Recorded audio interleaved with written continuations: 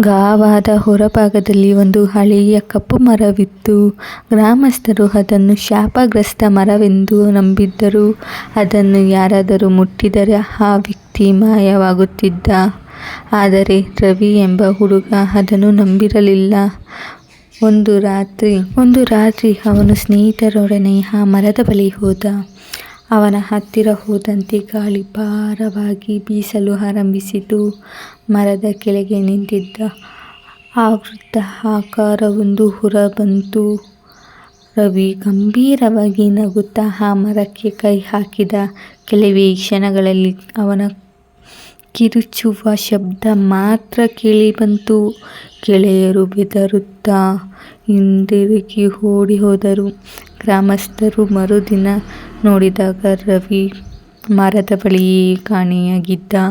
ಆ ಮರದ ಕೆಳಗೆ ಹೊಸದಾಗಿ ಮೂಡಿದ್ದ ಮೋಡುವೆಯ ಗುಂಡಿಯೊಂದು ನೋಡಿದಾಗ ಎಲ್ಲರ ರಕ್ತ ಹಿಮಗಟ್ಟಿತು.